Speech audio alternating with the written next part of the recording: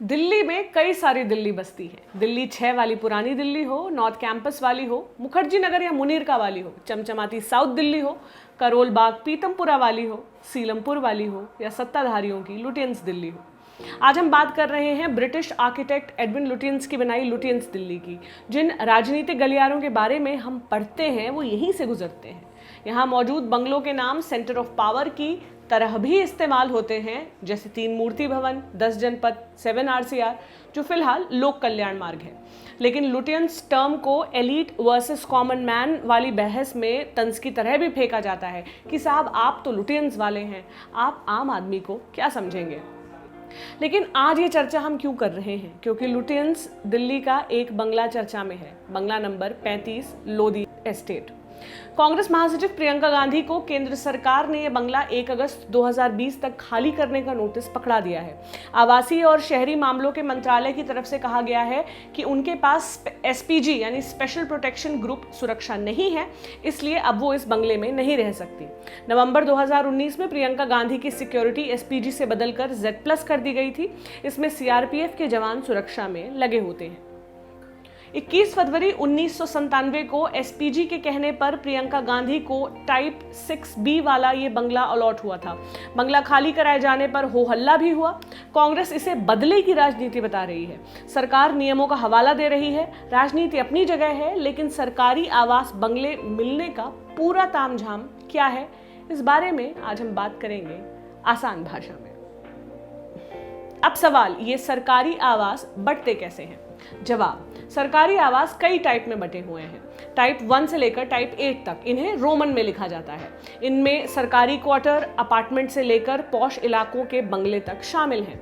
ये आवास एरिया, सुविधाओं और सिक्योरिटी के हिसाब से बटे होते हैं। टाइप 8 में सबसे अच्छी क्वालिटी वाले बंगले होते हैं। सरकारी कर्मचारियों, अफसरों और नेताओं, पदाधिकारियों के लिए सरकारी आवास को लेकर बहुत सारे नियम हैं। यहाँ चर्चा में राजनीतिक पार्टियां और नेता हैं, तो उनसे जुड़े नियमों की ही बात करेंगे। साफ कर दें कि ये दिल्ली से जुड़े नियम हैं। ये काम कौन देखता है? सरकारी आवासों का आवंटन, उनका रखरखाव, किराया, भाड़ा, ये सब डायरेक्टरेट ऑफ एस्टेट्स का है।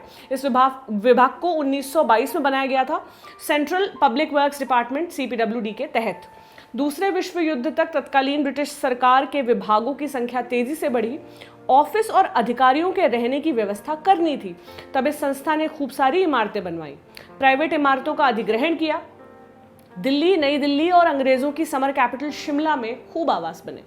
ये काम इतना जरूरी हो गया कि अक्टूबर 1944 में CPWD से अलग कर ये अलग संस्था बना दी गई, तत्कालीन ministry of works and housing के तहत। देश के प्रमुख शहरों में इसके रीजनल ऑफिस बने। अब इसका हेडक्वार्टर नई दिल्ली में है और ये संस्था आवास और शहरी मामलों के मंत्रालय के तहत काम करती है। इसके प्रमुख काम क्या हैं? सरकारी संपत्ति का मैनेजमेंट और प्रशासन, अचल संपत्ति मांग और अधिग्रहण अधिनियम 1952 को देखना। अब इसके नियम कायदे क्या हैं? दिल्ली में सरकारी आवास आवंटित करने के लिए allotment of government residence general pool in Delhi rules 1963 है। इसमें अलॉटमेंट का मतलब है कि नियमों के आधार पर किसी आवास में रहने के लिए लाइसेंस देना। कोई भी अलॉटमेंट पीरियड 1 जनवरी से या राष्ट्रपति जो नोटिफाई करे वहां से शुरू होता है। नियमों के मुताबिक दिल्ली का मतलब वो इलाका जो केंद्र शासित प्रदेश दिल्ली के अधीन है और जहां सरकार आवास की पात्रता तय कर सकती है। बंगलों का बंटवारा पदाधिकारियों, नेताओं के ग्रेड पे या सैलरी और सीनियरिटी के आधार पर होता है। अब बात अलग अलग आवास के टाइप और ग्रेड पे या बेसिक पे की। आप अपनी स्क्रीन पर इस टेबल को देखिए। इसमें रुपए 1300 की ग्रेड्स या बेसिक पे से लेकर 80,000 के ऊपर के हिसाब तक के डिवीजन देखे जा सकते हैं टाइप के हिसाब से। इनमें कुछ आवासों के लिए फंडामेंटल रूल के तहत लाइसेंस फीस ली जाती है, कुछ के लिए नहीं ली जाती। लाइसेंस फीस इस आधार पर घटती बढ़ती है कि आपका दिल्ली में खुद का घर है या नहीं। इसके अलावा कोई शख्स लाइसेंस फीस के साथ या उसके बगैर आवास शेयर भी कर सकता है। इसे सबलेटिंग कहते हैं। हालांकि सबलेटिंग में परिवार के करीबी रिश्ते के लोग शामिल नहीं होते, मतलब वो साथ रह सकते हैं, उसे शेयरिंग नहीं माना जाएगा। अब थोड़े और डिटेल्स। टाइप 1 से 4 के आवास जो हैं, इसके लिए केंद्र सरकार की सर्विस ज्वाइन करने वाले कर्मचारी को उसके पे लेवल के हिसाब से अलॉटमेंट होता है। पे स्केल में बदलाव से इनके आवंटन में भी बदलाव होते हैं।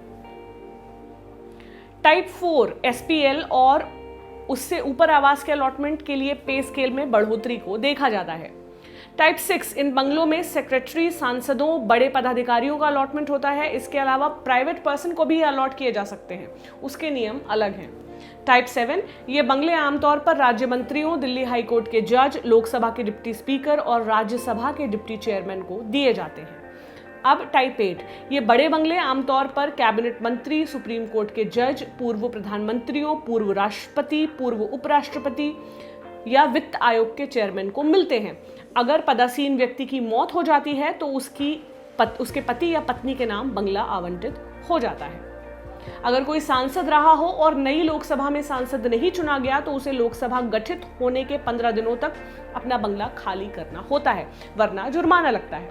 सरकारें बदलने पर ऐसे तमाम तरह के बंगले खाली करवाए जाते हैं। कई बार पूर्व सांसद समय पर बंगले खाली नहीं करते तो टकराव भी हो जाता है। प्राइवेट पर्सन के मामले में, जिसका हमने पहले जिक्र किया था, उसके क्या नियम है? प्राइवेट पर्सन जैसे कोई प्रतिष्ठित कलाकार, किसी क्षेत्र में ऊंचा दर्जा रखने वाला शख्स, विज्ञान, खेल, सोशल सर्विसेज, एनजीओ संस्था क्षेत्र में नेशनल अवार्ड जीतने वाले, फ्रीडम फाइटर्स जैसे गैर सरकारी लोगों को भी बंगलों का अलॉटमेंट हो सकता है, जो कि निश्चित पीरियड तक के लिए होता है। इसके लिए कैबिनेट कमेटी ऑफ अकोमोडेशन, जिसे CCA कहते हैं, की अनुमति जरूरी है। इस तरह के अलॉटमेंट सरकार कुल हिस्से के 5% स्लॉट में ही करेगी। किसी भी हालत में 5% से ज्यादा अलॉटमेंट नहीं हो सकता। अगर सिक्योरिटी को आधार बनाया जाए तो क्या नियम है? 7 दिसंबर 2000 को कैबिनेट कमेटी ऑफ अकोमोडेशन यानी CCA ने मीटिंग में फैसला किया कि SPG प्रोटेक्शन वाले शख्स को छोड़कर किसी प्राइवेट पर्सन को सिक्योरिटी के आधार पर बंगला नहीं दिया जाएगा।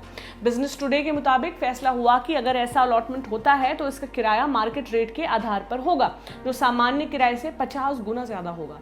बाद में जुलाई 2003 में इसे घटा दिया और सामान्य किराए से 20 गुना ज्यादा लाइसेंस फीस चार्ज करने की बात कही गई। जिनकी SPG सुरक्षा होती है उनसे भी स्पेशल लाइसेंस फीस ली जाती है। प्रियंका गांधी से इसी नियम का हवाला देकर बंगला खाली करने को कहा गया, क्योंकि उनके पास SPG सुरक्षा नहीं है। रिपोर्ट के मुताबिक वो इस बंगले की लाइसेंस फीस भर रही थी। उनसे 30 जून तक की बकाया राशि, जो कि 3,46,677 रुपए है, चुकाने को कहा गया, जो उन्होंने चुका दी है। खबरें हैं कि अब प्रियंका लखनऊ शिफ्ट होंगी, जिससे यूपी में वो अपना बेस फिर से बना सके। इसका कितना फायदा होता है, इसका अंदाजा तो अगले यूपी चुनाव में ही लगेगा।